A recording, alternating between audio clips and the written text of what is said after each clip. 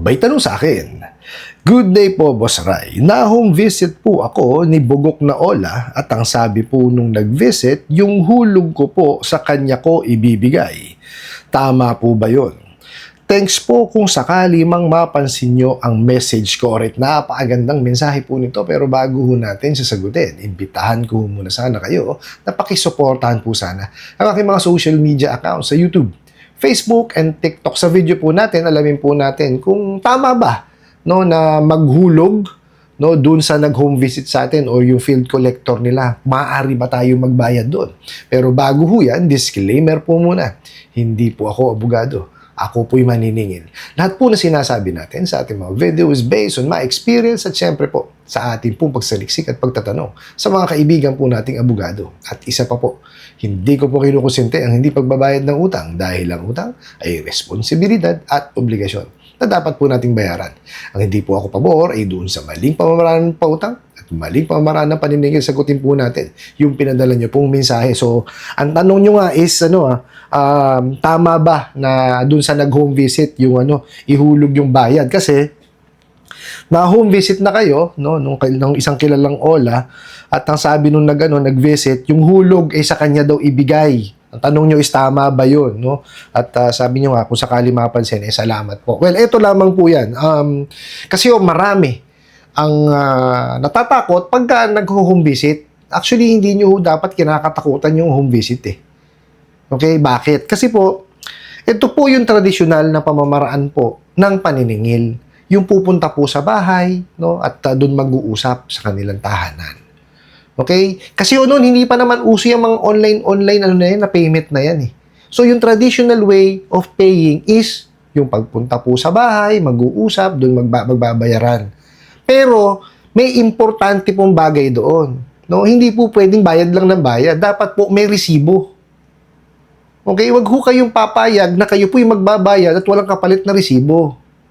Kasi yung resibo na yun po yung magiging laban nyo na, bayad na ako. Okay? Ito ituturo ko sa inyo kung paano po yung tamang paraan para po malaman ninyo kung kayo niloloko lamang nung nagpupunta sa inyong mga nag-home visit. Okay? Ito po So pag may nagpunta po sa inyo, okay, dapat po yan magpakilala. Okay? Pakikilala niya po yung sarili niya at saka po ipakikilala niya rin kung saan siyang kumpanya galing. Well, dun sa case nyo naman, mukha naman kung nagpakilala at sinabi naman kung anong kanyang Ola. Now, hingan nyo po ng ID. Okay? Tapos, yung ID na yon, kumbaga tumawag kayo doon sa number na nasa Google. Wag ho doon sa number na nasa ID niya, ha? Doon ho sa Google. Or, kung ano po yung number na nandun sa contract na po pwede nyo tawagan in case or in the event na kayo po yung mangangailangan ng sa kanila assistance. Okay? Tapos, itanong nyo sa kanila kung talagang nagpapunta sila ng maniningil or ng nag-home visit. Okay po? Itanong nyo sa kanila ano bang pangalan nung pinapunta nyo rito. Okay? Just to verify na hindi ho impostor o hindi ibang tao yung nagpupunta sa inyo. Okay? Kasi kung kagaya po ninyo na sinabihan kayo na sa kanya ho maghulog, well, definitely yan, talagang kailangan i-confirm nyo yan. Kasi ho, pera yun eh. Hard-earned money ho natin yun. Okay? Pero wala naman hong problema na magbayad sa kanila. It's just that we need to confirm first, I-confirm muna natin kung meron talaga. Now, pagka na-confirm natin meron, balik natin.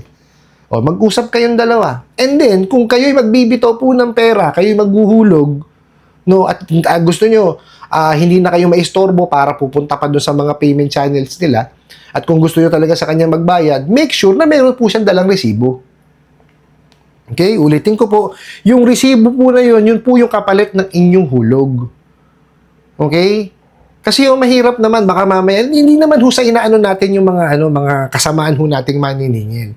Pero meron po na mga bugok din dyan. Okay? Kasi baka mamaya, magaya po kayo doon sa mga ibang nagme-message po sa akin na nagbayad sila doon sa maniningil, walang resibo, at the end of the day, ano nangyari? Wala ho nangyari doon sa kanilang hard-earned money. Di po ba? Kaya po kayo, manghingi po kayo ng resibo. Okay po? Tsaka ito po yan kagaya ho na lagi nilang sinasabi kasi online daw sila transaction, which is true. Totoo naman po kasi may payment channels po sila It's just so happen po na tayo ay kumbaga, medyo na-past due ho tayo. Okay, na-delay tayo ng hulog. Kaya po tayo nabisita. Ngayon, kung gusto ho natin sa kanya magbayad, wala akong problema ron. So, as long as, ulitin ko po, meron po tayong resibo na kapalit. Kasi yung resibo po na yun, yung magiging proof ninyo na kayo po yung nagbayad. Mag-audit man ho sila or maningil man ho sila. Sabihin na, may kulang ka pa. May papakita ho kayo. Okay? Make sure po na yung resibo na yun is yung kung ano man yung pangalan ng lending company na nandun. Okay po? Sa bagay, kanina, di ba, sinabi ko naman sa inyo na na-confirm nyo na siya. Yung, kumbaga, kilala nila yung pinadala nilang tao. Okay? Pero bago ulitin ko po, ito talagang kukulitin ko kayo. Uulitin ko. Make sure may resibo. Kasi wala ho kayong kalaban-laban yan. Pagka walang resibo yan. Okay? Tsaka po yan ang laging bilin po ng BIR. Pagka kayo po yung magbabayad, dapat yan may laging kapalit na resibo. Okay? Kasi protection nyo po iyon eh. Diba? Hindi naman ho po pwede na pinaghirapan nyo yung pera, inabot nyo sa isang tao, babay na lang. Hindi po ganun.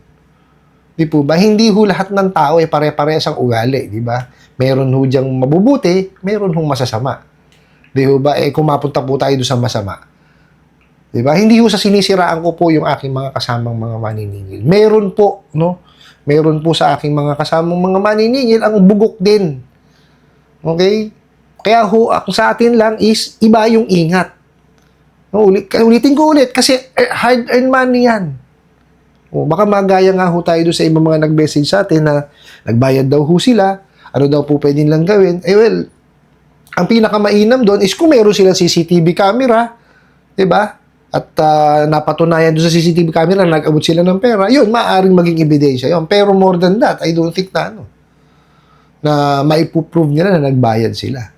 Kasi wala akong kapalit na resibo eh. Yun ho ang mahirap pagka walang kapalit na resibo.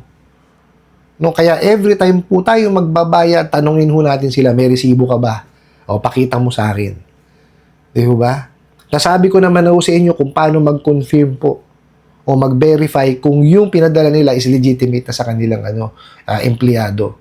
Kasi importante yun. Mahirap po kung sino-sino lang papapasukin nyo sa bahay po ninyo.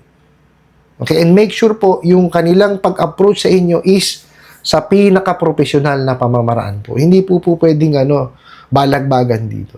Meron ho tayong prohibition on unfair debt collection practices na ilabas po ng SEC. And even BSP po yun po ang sinusunod. No? Actually, yung collaboration nilang dalawa yun. No? So, kailangan po yun ang masunod. Inilista na po ng SEC. No? Yung pinakabawal. May mga online lending apps na bugok na ang sinusunod kung ano yung bawal. Di po ba? Bawal po yung mangharas, bawal manigaw, bawal magpanggap. No? Kailangan niya, pag kumatok po sa bahay ninyo, kung sila'y maniningil, pakilala dapat maniningil. Hindi po pwedeng ang pakilala nila, pulis sila, sheriff sila, abogado sila, hindi po pwedeng gano'n. Okay? Ang pinaka-importante po dyan is magkausap ko kayo ng maayos. Okay? Ito ulitin ko ha.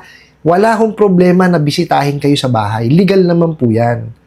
Kaya lang po, kailangan sundin yung tamang pamamaraan po ng paniningil. Okay po? Paano yan? Pagtanggap ng mensahe, ng email, ng tawag, at pagpunta po ng personal. Dapat po yan, naka-align po dun sa kautusan po ng SEC, dun sa Prohibition on Unfair Debt Collection Practices. Okay? Hindi ho, tama na lapastanganin po yung mga kliyente po nila. Yes, sige, hindi na nakabayad tapos sawawalang yain pa. Hindi naman ho tama yun. Di ho ba? Wala hong karapatan ang sino man na lapastanganin po ang ating karapatang pantao. Okay po? So, dun po sa nagpadala ng mensahe, make sure po na yung pong nagpunta sa inyo is legitimate na empleyado po nila o representante po nila, no? Just verify. Verify niyo po, importante ma-verify and make sure po na may resibo. Ano po? I hope nasagot ko po itong katanungan na to at sana po'y makatulong. Maraming salamat po sa inyong walang sawang pagsuporta at panonood sa aking mga video. Maraming salamat po sa inyong pag-like, pag-share, pag-comment at pagtatanong. And kunin ko na rin po itong opportunity na to na imbitahan po sana kayo na pakisuportahan po sana ang aking mga social media accounts sa YouTube, Facebook, and TikTok. Hanggang sa muli po. Yun lang.